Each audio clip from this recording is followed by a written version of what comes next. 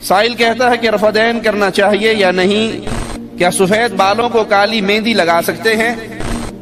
Tie باندھنا جائز ہے یا نہیں؟ غیر مسلم کے ساتھ کھانا کھانا جائز ہے یا نہیں؟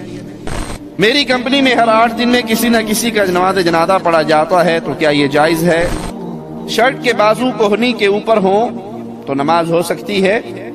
نماز کی صحیح نیت کیا ہے؟ کیسے کرنی چاہیے؟ رکوع کے بعد اٹھ کر اردو میں دعا مانگنا جائز ہے یا نہیں، یا دونوں سجدوں کے درمیان؟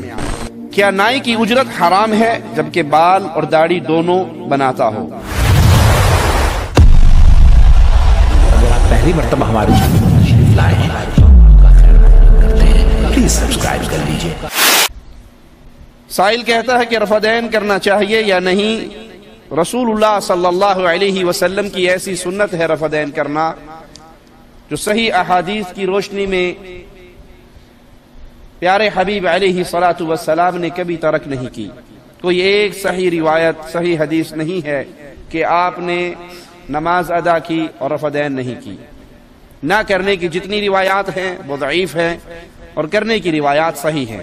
تو جس کو یقین ہو جائے کہ یہ رسول اللہ صلی اللہ علیہ وسلم کی سنت ہے تو اس کے لیے جائز نہیں کہ وہ پیارے حبیب علیہ الصلوۃ والسلام کی سنت کو ترک کرے۔ کیا سفید بالوں کو کالی مہندی لگا سکتے ہیں؟ سفید بالوں کو رنگنے کا حکم رسول اللہ صلی اللہ علیہ وسلم نے دیا ہے، لیکن اس کے ساتھ ہی کالے رنگ سے پیارے حبیب علیہ الصلوۃ والسلام نے منع فرمایا۔ بال سفید ہو جائیں تو بالوں کو رنگیے۔ فتح مکہ کے موقع پر رسول اللہ صلی اللہ علیہ وسلم کی خدمت میں سیدنا ابو بکر رضی اللہ عنہ کے والد ابو قحافہ کو لایا گیا تو ان کے بال سفید تھے، تو پیارے حبیب علیہ الصلوۃ والسلام نے اس کو رنگنے کا حکم دیا۔ لیکن آپ کی احادیث میں، آپ کے فرامین میں یہ حکم ہے کہ کالے رنگ سے، سیاہ رنگ سے بچو۔ اگر سیاہی کا نام کسی نے مہندی رکھ دیا ہے تو وہ اس کی مرضی ہے، مہندی کالے رنگ کی نہیں ہوا کرتی، جو کالا کر دیتی ہے وہ مہندی نہیں ہوا کرتی۔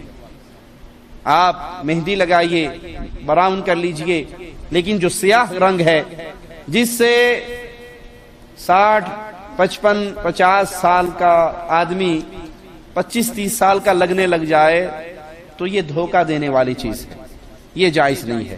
اور ایک روایت کے اندر یہاں تک آتا ہے کہ جو سیاہ رنگ اختیار کرتا ہے، لگاتا ہے، وہ جنت کی خوشبو بھی نہیں پائے گا۔ اللہ اس محرومی سے محفوظ رکھے۔ ٹائی باندھنا جائز ہے یا نہیں؟ ٹائی اگر تو یہ کفار کا لباس ہے تو مسلمان کے لیے پہننا جائز نہیں ہے۔ کچھ لوگوں کی، جن میں ڈاکٹر ذاکر نائک صاحب بھی شامل ہیں، ان کی ریسرچ کے مطابق یہ ترکیوں کی ایجاد ہے، پینٹ شرٹ بھی انہی کی ایجاد ہے بقول ان کے، واللہ اعلم۔ اگر یہ لباس کفار کا ہے، ثابت ہو جائے کہ یہ کفار کا مذہبی شعار ہے، صلیب کے طور پہ انہوں نے ٹائی بنائی ہے، تو پھر اس کا پہننا حرام ہے، جائز نہیں ہے۔ غیر مسلم کے ساتھ کھانا کھانا جائز ہے یا نہیں؟ غیر مسلموں کے ساتھ اچھا سلوک کیجئے، ان کے ساتھ کھانا کھائیے، پیار محبت کا ماجرا کیجئے، اس نیت سے کہ میں اس اچھے سلوک کی بنا پر ان کو اسلام کی دعوت دوں گا، ان کو قرآن و حدیث کی طرف بلاؤں گا، یہ نیت رکھ کے ان کی دعوت بھی قبول کیجئے اور ان کو بھی دعوت کھلائیے، کھانا کھلائیے، گھر بلائیے، تحفے تحائف دیں، ہدیہ دیں، ماجرا پیار اور محبت والا کریں، تاکہ آپ کے اچھے اخلاق کو دیکھ کر وہ مسلمان ہو جائے۔ لیکن یہود و نصارہ یا کفار، ان کے کسی مذہبی پروگرام میں شرکت کرنا وہ مسلمان کے لیے جائز نہیں ہے۔ کافروں کی عید ہے، ان کا مذہبی تہوار ہے، وہ بسنت کے نام پہ ہو، وہ ہولی کے نام پہ ہو، وہ دیوالی کے نام پہ ہو، وہ کرسمس ڈے کے نام پہ ہو، اس تہوار میں شرکت کرنا، اس کے کھانے کھانا، اس پہ راضی ہونا، اس پہ تحفے دینا، تحفے لینا، मुबारकबाद देना ये मुसलमान के लिए जायज नहीं। मेरी कंपनी में हर 8 दिन में किसी न किसी का नमाज जनाजा पढ़ा जाता है, तो क्या ये जायज है? गायबाना नमाज जनाजा पर उलमा में इख्तलाफ है।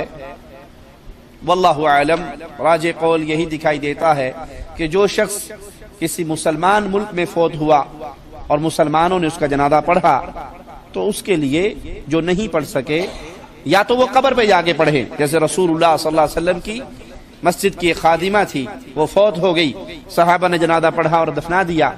जब आपने पूछा तो आपको खबर दी गई कि वो तो फौत हो गई। कहा मुझे क्यों नहीं बताया, अब मुझे उसकी खबर बताओ, और आप कब्र पे खड़े होके आपने उसका जनाजा पढ़ा।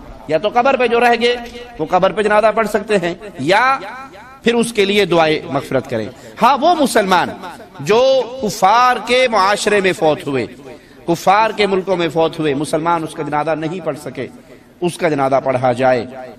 वल्लाहु आलम। शर्ट के बाजू कोहनी के ऊपर हो तो नमाज हो सकती है।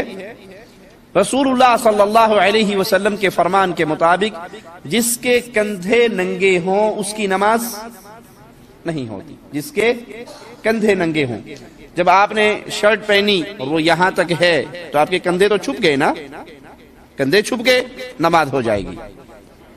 अगर कंधे नंगे हैं तो नमाज, किसी हदीस सही में हमारे इल्म के मुताबिक नहीं है कि आप सल्लल्लाहु अलैहि वसल्लम ने फरमाया जिसका सर नंगा हो उसकी नमाज नहीं होती।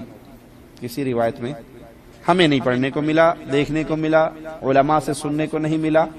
अगर किसी के इल्म में ये हदीस है तो हमें बता दे। आपका फरमान है जिसके कंधे नंगे हों उसकी नमाज नहीं होती। सुन्नत रसूल सल्लल्लाहु अलैहि वसल्लम यही है, आपका अक्सर अमल यही है कि आपके सर पे अमामा रहता था, सर ढांपा हुआ रहता था। लेकिन नमाज पढ़ने के लिए सर पे कपड़ा होना शर्त नहीं है। अगर किसी के सर पे ना हो तो आप सल्लल्लाहु अलैहि वसल्लम ने इस तरह भी नमाज अदा की है और ये जायज है। नमाज की सही नीयत क्या है, कैसे करनी चाहिए? नीयत दिल का इरादा है, नीयत दिल का इरादा है। जुबान से बोलना, अपनी अपनी जुबानों में जुबान से इकरार करना, ये बिदअत है। रसूलुल्लाह सल्लल्लाहु अलैहि वसल्लम की किसी सही हदीस से ये बात साबित नहीं है। पूरी नमाज अरबी जुबान में पढ़ना और नीयत अपनी जुबान में करना, ये भी समझ रहा है और ये नुक्ता समझा रहा है अक्लमंदों को कि ये बाद में वेल्डिंग हुई है।